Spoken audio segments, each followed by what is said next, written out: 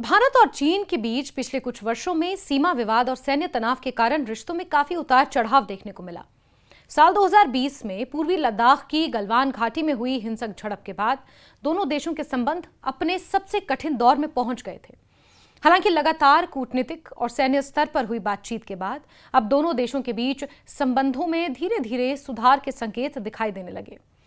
इसी बदलते माहौल के बीच चीन ने एक ऐसा कदम उठाया है जिसे दोनों देशों के रिश्तों में सकारात्मक संदेश के रूप में देखा जा रहा है। चीनी सेना पीपल लिबरेशन आर्मी की स्थापना की 99वीं वर्षगांठ के अवसर पर भारत में चीन के defence attache rear admiral Yu Jian ने भारतीय सेना का सार्वजनिक रूप से धन्यवाद अदा किया और दोनों देशों के बीच सैन्य सहयोग और विश्वास बढ़ाने की आवश्यकता पर जोर दिया। रियल एडमिरल यू जियान ने यह धन्यवाद पिछले वर्ष केरल के तट पर हुई एक समुद्री दुर्घटना को याद करते हुए दिया। जून 2025 में केरल के समुद्री क्षेत्र के पास एक कार्गो जहाज में भीषण आग लग गई थी, जिसके बाद जहाज पर कई धमाके हुए। इस जहाज पर विभिन्न देशों के नागरिकों के साथ 12 चीनी क्रू सदस्य भी मौजूद थे। समुद्र के बीच हुए इस हादसे के बाद भारतीय नौसेना और भारतीय तट रक्षक बल ने तत्काल राहत एवं बचाव अभियान शुरू किया। कठिन परिस्थितियों और जोखिम के बावजूद भारतीय बचाव दल ने सभी 12 चीनी नाविकों को सुरक्षित निकालकर उनकी जान बचाई।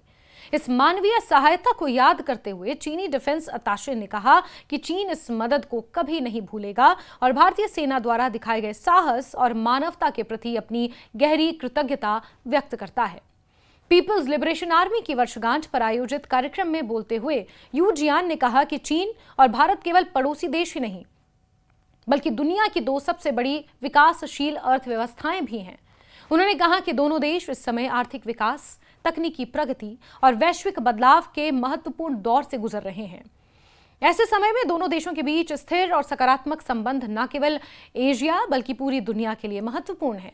उन्होंने विश्वास व्यक्त किया कि दोनों देशों के शीर्ष नेताओं के रणनीतिक मार्गदर्शन से भारत चीन संबंध एक बार फिर सुधार और विकास की सही दिशा में आगे बढ़ रहे हैं।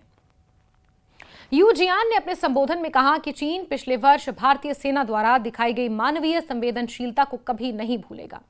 उन्होंने कहा कि समुद्री दुर्घटना के समय भारतीय सुरक्षा बलों ने बिना किसी भेदभाव के संकट में फंसे चीनी नागरिकों की जान बचाने के लिए पूरी तत्परता से अभियान चलाया। उनके अनुसार मानवीय सहायता और आपदा के समय सहयोग किसी भी दो देशों के बीच विश्वास को मजबूत करने का सबसे बड़ा आधार होता है। उन्होंने कहा कि ऐसे कार्य ये साबित करते हैं कि राजनीतिक मतभेदों के बावजूद दोनों देशों के बीच सहयोग और मानवता की भावना हमेशा कायम रह सकती है। चीनी डिफेंस अताशे ने अपने संबोधन में संयुक्त राष्ट्र के शांति अभियानों का भी उल्लेख किया। उन्होंने ये कहा कि भारत और चीन दोनों लंबे समय से संयुक्त राष्ट्र के विभिन्न शांति मिशनों में सक्रिय भूमिका निभाते रहे हैं। दोनों देशं के सैनिकों ने दुनिया के कई संघर्षग्रस्त क्षेत्रों में शांति स्थापित करने के लिए महत्वपूर्ण योगदान दिया है और कई मौकों पर अपने प्राणों की आहुति भी दी है। यू जियान ने कहा कि इन साझा अनुभवों से यह स्पष्ट होता है कि दोनों देशों की सेनाएं केवल अपने राष्ट्रीय हितों की रक्षा ही नहीं करती बल्कि वैश्विक शांति और स्थिरता बनाए रखने में भी महत्वपूर्ण भूमिका निभाती हैं। उन्होंने ये भी कहा कि चीन का हमेशा से मानना रहा है कि भारत और चीन के बीच जितने भी मतभेद हैं उनसे कहीं अधिक दोनों देशों के साझा हित हैं। उन्होंने कहा कि आर्थिक विकास, क्षेत्रीय स्थिरता, आतंकवाद के खिलाफ सहयोग, जलवायु परिवर्तन, वैश्विक व्यापार, ऊर्जा सुरक्षा और बहुपक्षीय मंचों पर समन्वय जैसे अनेक क्षेत्र ऐसे हैं जहां भारत और चीन मिलकर बेहतर परिणाम हासिल कर सकते हैं।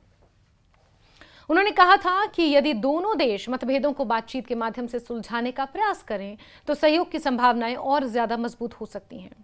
रियर एडमिरल यू जियान ने भारत के साथ सैन्य स्तर पर संवाद और सहयोग बढ़ाने की चीन की इच्छा भी व्यक्त की। उन्होंने कहा कि चीन भारतीय पक्ष के साथ राजनयिक और सैन्य चैनलों के माध्यम से लगातार बातचीत जारी रखना चाहता है। उनका मानना है कि नियमित संवाद से गलत फहमियां कम होती हैं, आपसी विश्वास बढ़ता है, सीमा पर शांति बनाए रखने में मदद मिलती है। उन्होंने कहा कि दोनों देशों की सेनाओं के बीच बेहतर संचार व्यवस्था, विश्वास निर्माण के उपाय भविष्य में किसी भी प्रकार के तनाव को कम करने में सहायता मिलती है। उन्होंने अपने संबोधन में यह भी कहा कि चीन भारत के साथ मिलकर ऐसे प्रयास करना चाहता है जिनसे दोनों देशों के लोगों की भलाई सुनिश्चित हो सके। उनका कहना था कि जब दो बड़े पड़ोसी देश सहयोग की भावना से आगे बढ़ते हैं तो इसका लाभ केवल दोनों देशों को ही नहीं बल्कि पूरे क्षेत्र को मिलता है। उन्होंने अंत में भारत चीन संबंधों में लगातार सुधार की कामना करते हुए आशा व्यक्त की कि आने वाले समय में दोनों देशों के बीच सहयोग और अधिक मजबूत होगा। चीन की ओर से आया ये बयान ऐसे समय में सामने आया है जब पिछले कुछ महीनों से भारत और चीन के बीच संबंधों में सकारात्मक बदलाव देखने को मिल रहा है। प्रधानमंत्री मोदी और चीन के राष्ट्रपति शी जिनपिंग के बीच विभिन्न अंतर्राष्ट्रीय मंचों पर हुई मुलाकातों ने दोनों देशों के बीच संवाद को नई गति दी है। इन बैठकों के बाद दोनों देशों के विदेश मंत्रालयों, राष्ट्रीय सुरक्षा सलाहकारों, सैन्य अधिकारियों के बीच कई दौर की बातचीत हुई। इन वार्ताओं का उद्देश्य सीमा विवाद को शांतिपूर्ण तरीके से सुलझाना, तनाव कम करना और द्विपक्षीय संबंधों को सामान्य दिशा में आगे बढ़ाना रहा। पिछले कुछ समय में दोनों देशों ने सीमा क्षेत्रों में तनाव कम करने, सैन्य स्तर पर संवाद बनाए रखने और विश्वास बहाली के लिए कई कदम उठाए हैं। सीमा विवाद पूरी तरह से समाप्त नहीं हुआ है, फिर भी दोनों पक्ष इस बात पर सहमत दिखाई देते हैं कि मतभेदों को संघर्ष का कारण बनने देने के बजाय बातचीत और कूटनीति के माध्यम से समाधान खोजा जाना चाहिए। इसी पृष्ठभूमि में चीन द्वारा भारतीय सेना की सार्वजनिक रूप से सराहना और धन्यवाद व्यक्त करना दोनों देशों के बीच विश्वास निर्माण की दिशा में एक सकारात्मक संकेत माना जा रहा है। विशेषज्ञों का भी मानना है कि मानवीय सहायता से जुड़े ऐसे उदाहरण अक्सर राजनीतिक संबंधों में भी सकारात्मक माहौल बनाने में मदद करते हैं। समुद्री दुर्घटनाओं के दौरान भारतीय सेना और तट रक्षक बल द्वारा चीनी नागरिकों की जान बचाने की घटना ये दर्शाती है कि संकट के समय मानवता सबसे ऊपर होती है।